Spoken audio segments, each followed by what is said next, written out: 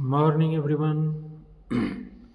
हम बात कर रहे हैं यहाँ एक पर्सनल फ्रेंचाइजी की। यही एकमात्र ऐसा बिजनेस है जो हम सभी को समय और धन की आज़ादी दिलाने में सक्षम है। आपको कम पूंजी में करोड़पति बना सकती है और आपको एक अमीर पिता बनने का मौका दिला सकती है। अगर हम 40 से 50 के बीच आर्थिक आज़ादी चाहते हैं तो हमें देर सवेर B2B बिजनेस को स्वीकार करना ही होगा। अभी भी कुछ लोग इसमें शामिल होने से बचने का बहाना ढूंढते हैं, जैसे कि मेरे पास समय नहीं है, यह मेरे मतलब का नहीं है, मैं यह काम नहीं कर सकता हूँ, क्या पता इसमें ठगा जाऊँ या इसमें फ़ायदा नहीं हो। मैं समझता हूँ कि यह ना समझिए, प्रकृति ने हमें अवसर दिया है तो हमें उसको स्वीकार करना चाहिए। जो बदलाव है, बदलाव को भी स्वीकार करके हमें उसमें आगे बढ़ना चाहिए। हम सूचना टेक्नोलॉजी को समझना चाहिए, हमें सूचना टेक्नोलॉजी को समझना चाहिए। रेडियो ने 5 करोड़ श्रोता 38 साल में बनाए, टेलीविज़न ने 5 करोड़ दर्शक 13 साल में बनाए, इंटरनेट ने 5 करोड़ यूजर्स 4 साल में बनाए। आज सब कुछ तेज़ी से बदल रहा है। फ्लिपकार्ट, अमेज़ॉन, ओला, रैपिडो, उबेर सब एक ऑनलाइन बिजनेस है। नया चीज़ जब भी हमारे बीच आता है तो हम पहले डरने लगते हैं, जो लोग क्या कहेंगे, मैं इसमें सफल हो पाऊँगा या नहीं, ये मेरे काम का चीज़ नहीं है, लोग मुझ पर हंसेंगे। ये जो 4 लोग, 40 बातें और 400 अफवाहें हैं, ये हमें ज़िंदगी में आगे नहीं बढ़ने देती है। ज़िंदगी में अगर सफल होना है तो पहले सपना देखो।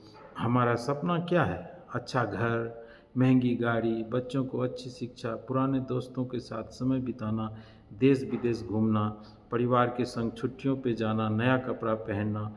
परंतु होता क्या है?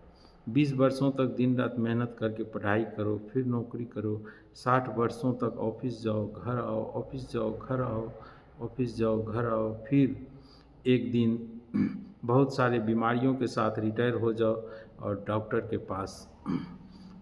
के पास इलाज करते हुए अपना बाकी का समय बिताओ। ज़िंदगी में इस तरह से ज़िंदगी में कोई सपना पूरा नहीं हुआ।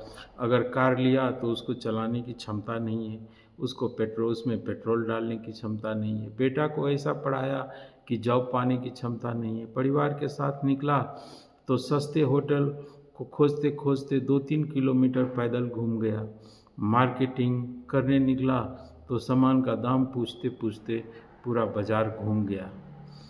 आर्थिक रूप से हमें इतना तो मजबूत होना चाहिए कि जब हम मार्केटिंग करने निकलें तो किसी सामान का दाम नहीं पूछना पड़े। ये ज़िंदगी नहीं है, ये ज़िंदगी नहीं है। ज़िंदगी वो है जो 5% लोग जीते हैं। इसमें अदानी, अंबानी, टाटा, बिरला, जिंदल, नादेर आते हैं। क्या आपको पता है? नीता अंबानी के सुबह की चाय 2 लाख रुपये से शुरुआत होती है। बाकी के 95% लोग सिर्फ यही गाना गाते हैं कि क्या लेके आया बंदे, क्या लेके जाएगा, मुट्ठी बांधे आया था, हाथ पसारे जाएगा। हमें 95% से बाहर निकलकर 5% की ज़िंदगी जीना है। क्या आप जानते हैं कि दिल का दौरा कब पड़ता है पहली बार आदमी को? सोमवार सुबह 8 से 10 बजे के बीच। इसका मतलब है कि लोग अपनी शनिवार और रविवार की छुट्टियों के बाद काम पर लौटना ही नहीं चाहते हैं। लोगों के अंदर डर है, असुरक्षा की भावना है। इस डर से बाहर निकलने का एक ही उपाय है कि हमें आमदनी के अन्य स्रोतों पर भी काम करना चाहिए। नौकरी करते हुए दूसरे आमदनी को तलाश करें। पर्सनल फ्रेंचाइजी, B2B बिजनेस हमें आगे की ओर ले जा सकती है और आर्थिक आज़ादी दिला सकती है।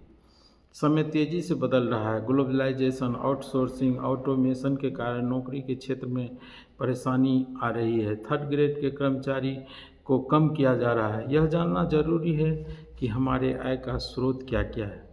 पहला स्रोत है कि नौकरी करके हम अपने आय के स्रोत को बना सकते हैं। दूसरा स्वरूप है जो स्रोत है आय का, वो है स्वरोज़गार। दुकान खोल लिया, कोई कोई भी दुकान, कपड़े की दुकान हो या किराने की दुकान हो, दुकान खोल लिया तो इससे हमारा आय का स्रोत उससे भी बन सकता है। तीसरा स्रोत है फ्रेंचाइजी, जैसे मैकडॉवेल के फ्रेंचाइजी ले लिया या कोई किसी हॉस्पिटल की फ्रेंचाइजी ले ली, उससे भी हम अपने आय का स्रोत बना सकते हैं। तीसरा है निवेश, शेयर मार्केट में निवेश कर दिया या और दूसरे जगहों पर निवेश किया, तो ये हमारा चौथा स्रोत है आय का। और पाँचवा स्रोत है रॉयल्टी इनकम, ये सिर्फ कलाकार और लेखक को मिलता है, ये सभी आदमी को रॉयल्टी इनकम नहीं मिलता है। और छठा है multi level marketing. Multi level marketing क्या है कि हमें कम समय में कम पूंजी में वो ज़्यादा आमदनी देता है और वो हमें एक अमीर पिता बनने का सपना को पूरा करता है। आइए फिर हम लोग सारी किंतु परंतु को छोड़ करके एक नए मल्टी लेवल मार्केटिंग की तरफ बढ़ते हैं। नमस्कार, जय हिंद।